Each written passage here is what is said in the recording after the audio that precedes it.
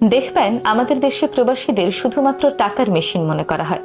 ওপরে ওপরে রেমিটেন্স যোদ্ধা নামে যত হাই প্রোফাইল ট্যাগ লাগানো হোক না কেন, ভেতর ভেতর এই মানুষগুলোর উপর শুধুমাত্র শোষণই করা হয়।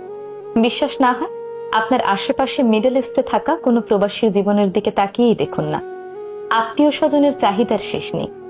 মানুষগুলো কত কষ্ট করে লাখ লাখ টাকা লোন করে প্রবাস নামক কারাগারে চলে যায় শুধুমাত্র পরিবারের মুখে একটু হাসি ফোটানোর জন্য, পরিবারের সুখ সমৃদ্ধির জন্য। কিন্তু তারা বিদেশ যেতে না যেতেই সেই লোনের টাকা পরিশোধ করার আগেই কিছু আত্মীয় স্বজন আলাদিনের চেরাগের মতো তাদের কাছে নিত্য নতুন আবদার নিয়ে হাজির হয়। কারো মোটরসাইকেল লাগবে তো কারো আইফোন। সমস্যা কি? বিদেশ থাকে তো, কারি কারি টাকা নিয়ে বসে আছে নিশ্চয়ই। অথচ এই মানুষগুলো দিন রাত পরিশ্রম করে কতটা কষ্ট করে এক একটি পয়সা উপার্জন করে এটা শুধুমাত্র তারাই জানে। বিভিন্ন উৎসবে আমরা যখন নিজের পরিবার পরিজন নিয়ে আনন্দ উদযাপন করি, তখন এই প্রবাসী মানুষগুলো দূরে বসে এক বুক কষ্ট নিয়ে দীর্ঘশ্বাস ছাড়া ছাড়া আর কিছুই করতে পারে না।